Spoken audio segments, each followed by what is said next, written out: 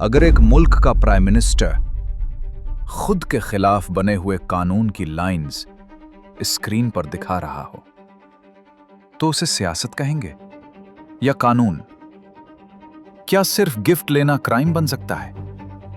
क्या चैरिटी के नाम पर ली गई जमीन करप्शन हो सकती है?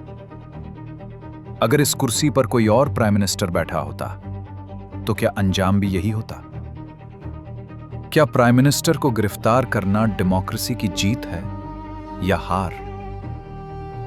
और आखिर में एक सवाल, क्या यह सब सिर्फ एक केस है या एक साजिश?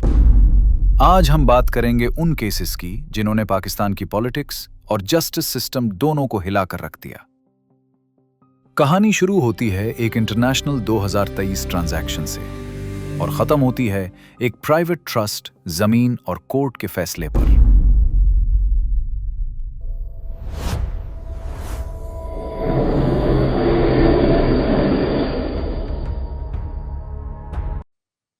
मलिक रियाज, पाकिस्तान के मशहूर रियल एस्टेट डेवलपर और बहरिया टाउन के मालिक।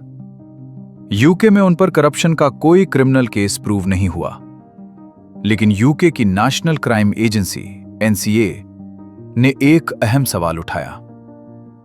क्या मलिक रियाज की यूके में मौजूद प्रॉपर्टीज और पैसा अनएक्सप्लेन्ड वेल्थ के जुमरे में आता है या नहीं?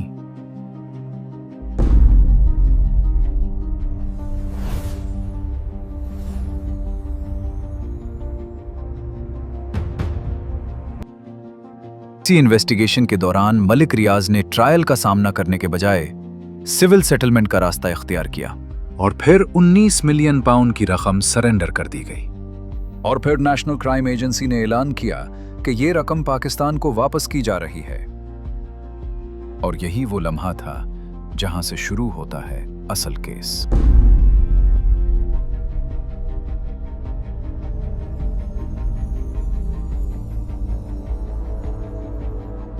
फेडरल कैबिनेट के अंदर एक समरी तैयार की जाती है जिसमें यह प्रपोजल रखा जाता है कि इमरान खान को कैबिनेट से अप्रूवल रिसीव होता है, लेकिन इसमें कैबिनेट को प्राइवेट एग्रीमेंट की पूरी डिटेल नहीं बताई गई और उन पैसों से मालिक रियाज की पेंडिंग लायबिलिटीज के साथ एडजस्ट कर लिया जाता है। इससे सीधा फायदा मालिक रियाज को हुआ, स्टेट के पैसों से, जिसमें उन्हें किसी भी तरह की कैश पेमेंट नहीं करनी पड़ी।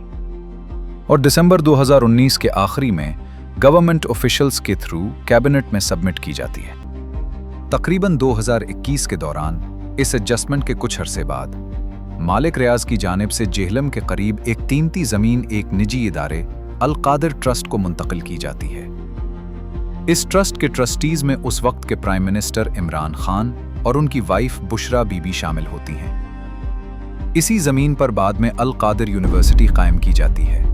2022 से 2023 के दौरान प्रोसिक्यूशन यानी नेशनल अकाउंटेबिलिटी ब्यूरो NAB ये इल्ज़ाम आयद करता है कि कैबिनेट को यूके के साथ होने वाले मामले की मुकम्मल तफसीलात नहीं बताई गईं, न पैसे के पूरे रास्ते की वजाहत की गई और न ये वाज़े किया गया कि इस फैसले से आगे चलकर क्या फ़ायदे हो सकते हैं। इसी वजह से प्रोसिक्यूशन कहता है कि कैबिनेट का यह फैसला पूरी मालूमात के बगैर किया गया।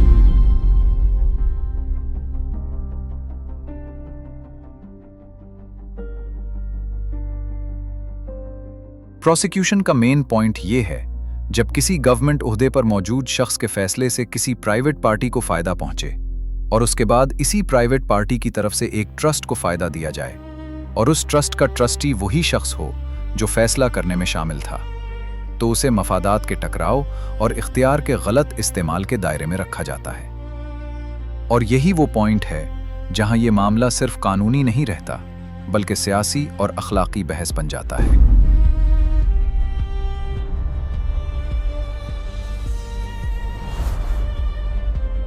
अब अगर हम इस केस को लीगल लॉज के मुताबिक देखें, पाकिस्तान पीनल कोड सेक्शन 409, इस लॉ के मुताबिक अगर कोई गवर्नमेंट सर्वेंट जिसे प्रॉपर्टी या फंड्स का कंट्रोल दिया गया हो अपने ट्रस्ट का गलत इस्तेमाल करे तो ये क्रिमिनल ब्रीच ऑफ ट्रस्ट कहलाता है। इस पर लॉन्ग इम्प्रिजनमेंट या लाइफ इम्प्रिजनमेंट और फाइन भी हो सकता है। पाकिस्तान पीनल कोड सेक्शन 420, इस सेक्शन के मुताबिक अगर कोई शख्स चीटिंग के जरिए किसी से प्रॉपर्टी या मनी हासिल करे या किसी को गलत तरीके से कोई डिसीजन लेने पर मजबूर करे तो ये जुर्म समझा जाता है।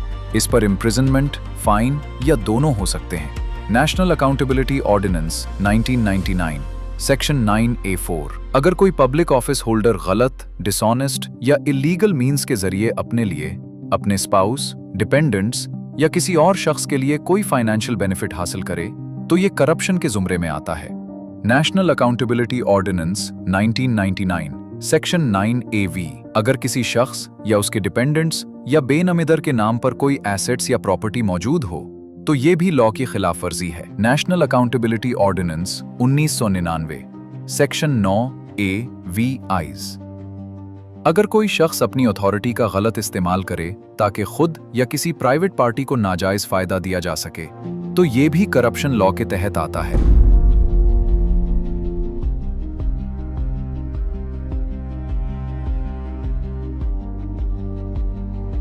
2018 में जब इमरान खान पाकिस्तान के प्राइम मिनिस्टर बने तो उन्हें मुख्तलिफ फॉरेन हेड्स ऑफ स्टेट और फॉरेन गवर्नमेंट्स की तरफ से कीमती तोहफे मिले। पाकिस्तान के कानून के मुताबिक ये तमाम तोहफे स्टेट प्रॉपर्टी होते हैं। इन तोहफों को टोशाखाना के रिकॉर्ड में डिक्लेयर करना लाजिम होता है। टोशाखाना रूल्स के तहत हर गिफ्ट का मुकम्मल रिकॉर्ड रखना जरूरी होता है। अगर कोई पब्लिक ऑफिस होल्डर इन तोहफों को अपने पास रखना चाहे तो उसे इन तोहफों की मार्केट वैल्यू के मुताबिक गवर्नमेंट को रकम अदा करना होती है। 2018 से 2021 के दरमियान ये एलिगेशन सामने आया कि इमरान खान ने कुछ कीमती गिफ्ट्स तोशाखाना रूल्स के तहत रिटेन तो किए, लेकिन उन गिफ्ट्स की मार्केट वैल्यू दुरुस्त अंदाज में जाहिर नहीं की गई। ये इल्जाम भी लगाया गया कि बाद में उन्हीं गिफ्ट्स को प्रॉफिट के साथ सेल कर दिया गया। प्रोसिक्यूशन के मुताबिक उन सेल से हासिल होने वाली रकम या तो टैक्स रिटर्न्स और एसेट डिक्लेरेशंस में दुरुस्त तरीके से शो नहीं की गई या फिर जानबूझकर गलत अंदाज में डिक्लेयर की गई। और इसी तरह उस केस में भी बहुत से सेक्शंस वायलेट हुए और उन्हीं चंद वजूहात की वजह से इमरान खान उस वक्त जेल में है। अब तक किसी भी केस में ऑफिशियली ईयर्स ऑफ इम्प्रिजनमेंट के बारे में कुछ भी क्लियर नहीं बताया गया। इस वीडियो को बनाने के लिए जो भी एसेट्स यूज हुए हैं उनकी पिक्चर्स और मटीरियल सब डिस्क्रिप्शन में अवेलेबल हैं। आप खुद भी उन्हें पढ़ सकते हैं और चेक कर सकते हैं और कमेंट्स में अपनी राय जरूर बताएं कि आपके ख्याल में इमरान खान के साथ जो हुआ वो सही है या नहीं।